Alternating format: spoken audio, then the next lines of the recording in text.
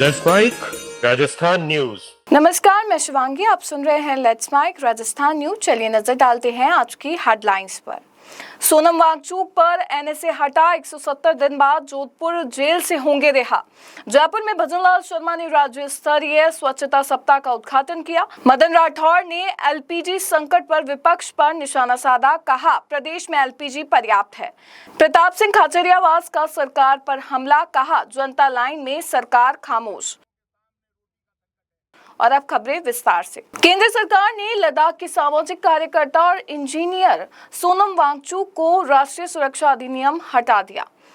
गृह मंत्रालय ने बताया कि आदेश तत्काल प्रभाव से लागू होगा। सोनम वांगचुक को एनएसए के तहत 26 सितंबर 2025 को हिरासत में लिया गया था। 2 दिन पहले 24 सितंबर को उनके अनशन के दौरान लेह में हिंसा हुई थी। उन्हें जोधपुर जेल में रखा गया था और अब लगभग 170 दिन बाद उनकी रिहाई होगी। जोधपुर सेंट्रल जेल अधीक्षक प्रदीप लखावत ने बताया कि अभी तक किसी आधिकारिक आदेश की प्रतीक्षा है, लेकिन नोटिफिकेशन मिलते ही जेल नियमों के अनुसार आगे की कार्रवाई की जाएगी। भजनलाल शर्मा ने आज सुबह अल्बर्ट हॉल से राज्य स्तरीय स्वच्छता सप्ताह का उद्घाटन किया। मुख्यमंत्री ने स्वयं स्वच्छता अभियान में हिस्सा लिया और प्रदेशवासियों को सफाई के प्रति जागरूक रहने का संदेश दिया। ये कार्यक्रम राजस्थान दिवस से जुड़े विभिन्न कार्यक्रमों की श्रृंखला का हिस्सा है और 19 मार्च तक पूरे प्रदेश में आयोजित किया जाएगा। मुख्यमंत्री ने स्वच्छता के महत्व पर जोर देते हुए कहा कि पिछले 8-10 वर्षों में जनता के व्यवहार में बड़ा बदलाव आया है और लोग अब पहले से कई अधिक स्वच्छता के प्रति सजग हुए हैं। उन्होंने स्पष्ट किया कि अभियान केवल सड़कों और नालियों की सफाई तक सीमित नहीं है, बल्कि लोगों के आचरण में सुधार लाने का बड़ा मिशन है। विकसित राजस्थान 2047 का सपना तभी साकार होगा जब हर घर, हर गली, हर पार्क, हर स्मारक स्वच्छ होगा।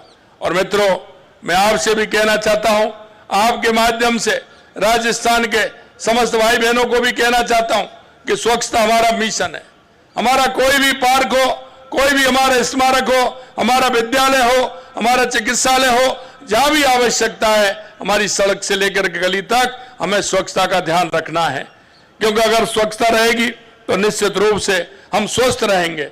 जो पैसा हमारी बीमारी में खर्च होता है वो भी हमारा बचेगा। इसलिए मैं कहना चाहता हूं, इस अभियान के अंतर्गत अब तक देश भर में 12 करोड़ से अधिक शौचालयों का निर्माण किया जा चुका है। सीएम भजनलाल शर्मा ने आज सुबह अल्बर्ट हॉल से राज्य स्वच्छता सप्ताह का शुभारंभ किया। इस मौके पर बीजेपी के कई नेता और वरिष्ठ पदाधिकारी भी मौजूद रहे। मीडिया से बातचीत में भाजपा प्रदेश अध्यक्ष और सांसद मदन राठौड़ ने प्रदेश में एलपीजी गैस की कमी को लेकर विपक्ष पर निशाना साधा। उन्होंने कहा कि जनता में अराजकता और विचारधारा फैल रही है। पेंट्री ने स्पष्ट किया कि प्रधानमंत्री नरेंद्र मोदी ने सुनिश्चित किया है कि राज्य में एलपीजी के भंडार मौजूद हैं और कहीं भी गैस की कमी नहीं है। प्रयास कर रहा है। मैं आपसे एक बात बताऊं कि कोई भी व्यक्ति अपने मोहल्ले में जाके कहे मेरे घर में घी नहीं है, तो क्या वो उस घर का वो वफादार है क्या? या मेरे घर में तेल नहीं है तो वो उस परिवार का वफादार नहीं हो सकता। वो परिवार की बेइज्जती करना चाहता है। इसी प्रकार से विपक्ष भी वही काम कर रहा है कि हमारे यहाँ गैस नहीं है। अब जब गैस नहीं है की बात करोगे तो मेरे पास 2 सिलेंडर है, फिर भी एक मानव स्वभाव है कि 1 सिलेंडर और लेके रख दो, पता नहीं कमी हो सकती है। यानी जब इस प्रकार का एक वातावरण बनेगा तो कमी दिखती है, लेकिन कमी है नहीं। प्रधानमंत्री जी ने बहुत स्पष्ट रूप से कहा कि हमारे पास में पेट्रोल पर्याप्त है, डीजल पर्याप्त है, हमने भंडारण कर रखा है, गैस पर्याप्त है, एसेंशियल कमोडिटी की सारी सामग्री हमारे पास में तैयार है, किसी प्रकार की कमी नहीं रहने दी जाएगी। राजधानी जयपुर सहित पूरे राजस्थान में एलपीजी गैस की किल्लत से आम जनता को भारी परेशानियों का सामना करना पड़ रहा है। वहीं कांग्रेस और भाजपा में भी सियासत तेज हो गई है। इसी को लेकर प्रताप सिंह खाचरियावास ने राज्य सरकार पर निशाना साधा है। उन्होंने कहा कि जयपुर सहित पूरे राजस्थान में आम जनता एलपीजी गैस के लिए लंबी लाइनों में खड़ी होने को मजबूर है, लेकिन उनकी कोई सुनवाई नहीं हो रही है। खाचरियावास ने कहा कि हजारों ऑटो चालक गैस भरवाने के लिए घंटों कतारों में खड़े हैं और खाने पीने की दुकानों का कामकाज भी प्रभावित हो रहा है। उनके अनुसार भाजपा सरकार की नीतियों के कारण जनता को भारी परेशानी झेलनी पड़ रही है। उन्होंने आरोप लगाया कि जब जनता मुश्किल में है तब सरकार और भाजपा नेता समस्या के समाधान की बजाय अन्य गतिविधियों में व्यस्त नजर आ रहे हैं। खाचरियावास ने सरकार से जल्द व्यवस्था सुधारने और आम लोगों को राहत देने की मांग की है। राजस्थान की राजधानी जयपुर में ऑटो रिक्शा बंद हो गए, फैक्ट्रियां बंद हो गई, 5 लाख लोगों के सामने रोटी का संकट है। राजस्थान की सरकार गायब है, राजस्थान की सरकार के नेता गायब है। राजस्थान के मुख्यमंत्री भजनलाल जी शर्मा से कहूंगा कि राजस्थान के ऑटो वालों को, गरीब को, दिहाड़ी मजदूरों को, फैक्ट्री में काम करने वाले मजदूरों को तुरंत प्रभाव से 20-20 हजार रुपए देने की घोषणा करे, जिससे वो भूखों नहीं मरे। आज ही राजस्थान के एक हिस्से में एक व्यक्ति ने सुसाइड किया है। आप हिंदू तेजी होने की बात करते हैं, वो तो हिंदू परिवार ने सुसाइड कर लिया, हिंदू व्यक्ति नहीं। तो अब आप ये हिंदू मुसलमान सिख ईसाई में नफरत छोड़कर, जाति में टकराव को छोड़कर बीजेपी के लोगों रोजी रोटी की व्यवस्था करो। कालाबाजारी जबरदस्त है, महंगाई जबरदस्त है, आप कंट्रोल नहीं कर पा रहे। भारतीय जनता पार्टी की केंद्र की सरकार और राजस्थान। झाबर सिंह खर्रा ने जयपुर रोड स्थित अर्बन हाट बाजार में शेखावटी पंच गौरव उद्योग और राजसखी मेले का उद्घाटन किया।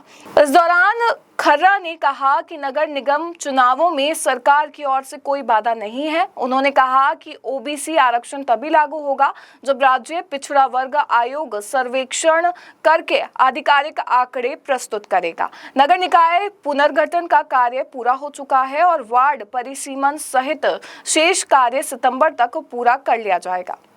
कब तक संभव है? भैया सरकार के स्तर पे तो जितना काम था वो सब काम पूरा हो चुका है।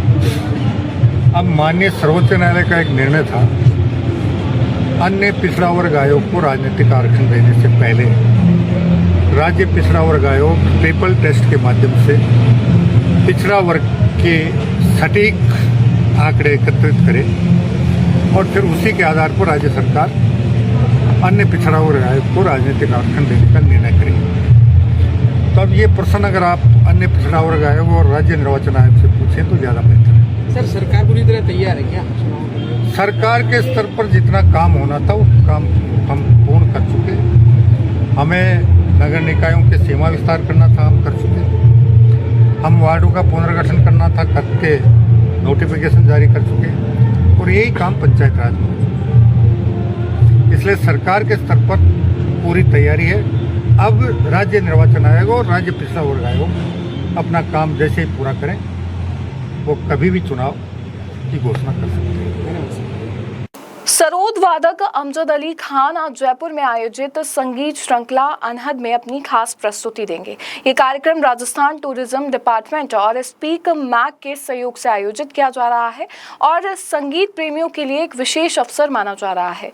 इसी उपलक्ष्य में उन्होंने कार्यक्रम से पहले आयोजित प्रेस कॉन्फ्रेंस में मीडिया से रूबरू होते हुए कहा कि संगीत श्रृंखला अनहद के बारे में उन्होंने विस्तार से बताया।